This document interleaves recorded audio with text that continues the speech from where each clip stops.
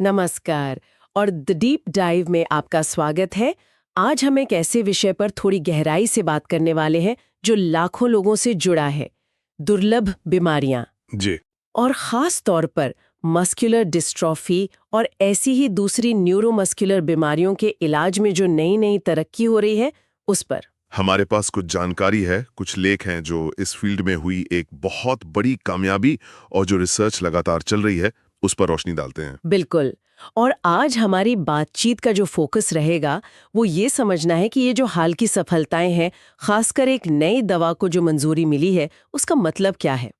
हम देखेंगे कि ये दवा कैसे काम करती है और इससे भी ज्यादा जरूरी बात कि ये उन सभी लोगों के लिए जो दुर्लभ बीमारियों से जूझ रहे हैं, उनके पूरे समुदाय के लिए उम्मीद की एक नई किरण कैसे है। सोचिए जरा, एक ऐसी बीमारी इतनी रेयर कि लगता है इलाज मिलना नामुमकिन सा है।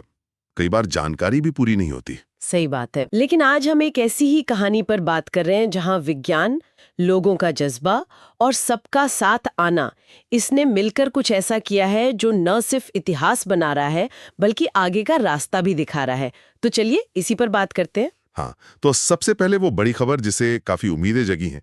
अमेरिका की जो संस्था है FDA, food and drug administration, हाँ, जो दवाइयों को अप्रूव करती है। बिल्कुल, जो दवाओं की सुरक्षा और असर को देखती है। तो FDA ने हाल ही में KIGVVI कायवे नाम की एक दवा को मंजूरी दी है। KIGVVI, हाँ, ये नाम मैंने भी सुना है हाल में। ये किस खास बीमारी के लिए है और इसे इतना बड़ा क्यों माना जा रहा है? ये दवाएं TK2 की कमी मतलब TK2 डेफिशिएंसी के लिए।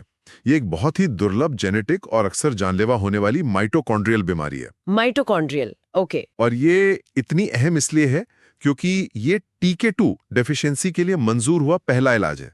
सोचिए, जिन मरीजों को ये बीमारी है उनके परिवारों के लिए कितनी बड़ी राहत की बात है। सालों बाद एक मान्यता प्राप्त इलाज, पहला स्वीकृत इलाज। ये तो वाकई एक मील का पत्थर है। पर ये TK2 की कमी है क्या असल में? आपने माइटोकॉन्ड्रियल कहा, इसका क्या मतलब हुआ? और ये दवा KGVV ये करती क्या है? देखिए, हमारे शरीर के हर सेल में, कोशिका में माइटोकॉन्ड्रिया होते हैं। छोटे छोटे पावर हाउस समझिए। हाँ, सेल्स का पावर हाउस। बिल्कुल, इनका काम है शरीर के लिए एनर्जी बनाना। अब TK2 की कमी में क्या होता है, एक खास एंजाइम TK2 वो कम बनता है। हाँ, इस वजह से माइटोकॉन्ड्रिया जरूरी DNA बिल्डिंग ब्लॉक्स नहीं बना पाते और एनर्जी प्रोडक्शन गड़बड़ा जाता है।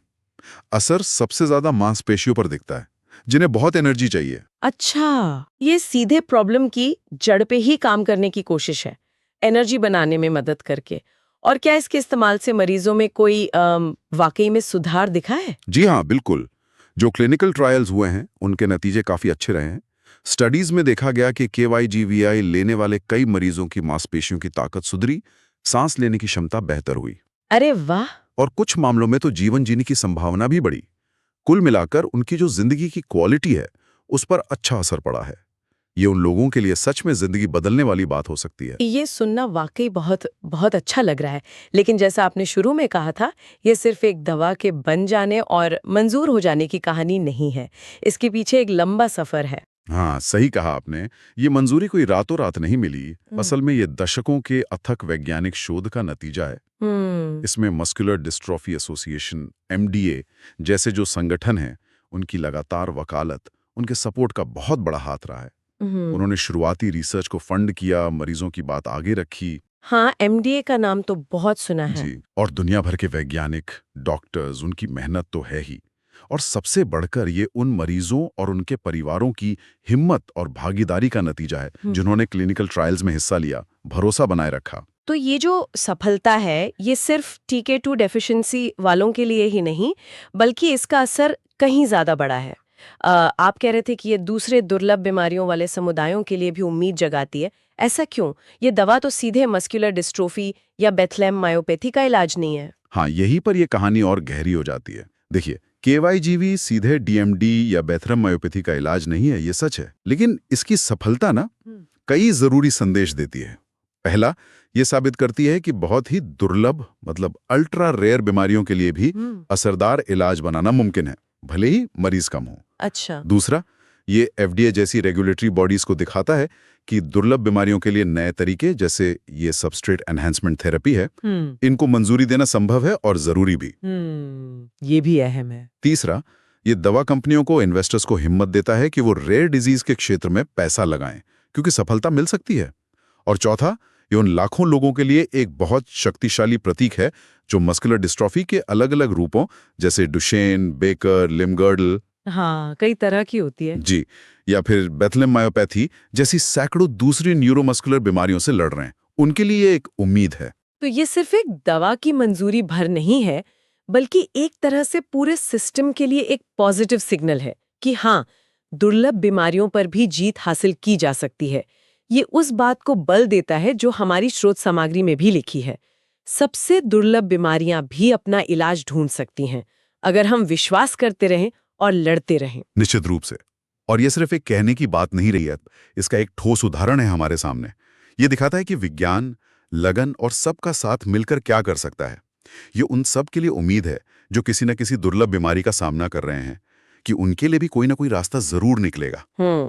और इसमें, जैसा मैंने कहा, पेशेंट एडवोकेसी ग्रुप्स जैसे एमडीए, उनकी भूमिका बहुत अहम है। उन्होंने सिर्फ पैसा नहीं जुटाया, बल्कि रिसर्च की दिशा तय करने में, मरीजों को ट्रायल से जोड़ने में, रेगुलेटरी प्रोसेस को तेज करने में भी मदद की। ये समझना जरूरी है कि ये एक मल्टी डिमेंशनल कोशिश है। तो KYGV की इस सफलता की रोशनी में क्या हम मस्कुलर डिस्ट्रॉफी और दूसरी ऐसी न्यूरोमस्कुलर बीमारियों के लिए भी इसी तरह की अच्छी खबरें देख रहे हैं? क्या ये रफ्तार बनी हुई है? हाँ, बिल्कुल। अच्छी बात यह है कि KYGV की सफलता अकेली नहीं है। रेयर न्यूरोमस्कुलर बीमारियों पर जो रिसर्च का फील्ड है, वो इस समय बहुत एक्टिव है और कई मोर्चों पर तेजी से काम हो रहा है। जो जानकारी हमारे पास है, उसके हिसाब से कई बीमारियों के लिए नए इलाज बन रहे हैं या टेस्टिंग के दौर में हैं। कुछ बड़े उदाहरण बता सकते हैं, जैसे दुशेन मस्कुलर डिस्ट्रॉफी DMD, जो शायद सबसे ज्यादा जानी जाने वाली मस्कुलर डिस्ट्रॉफी है? जरूर। DMD के लिए हाल के सालों में काफी अच्छी प्रगति हुई है। एक बड़ा उदाहरण है एलिव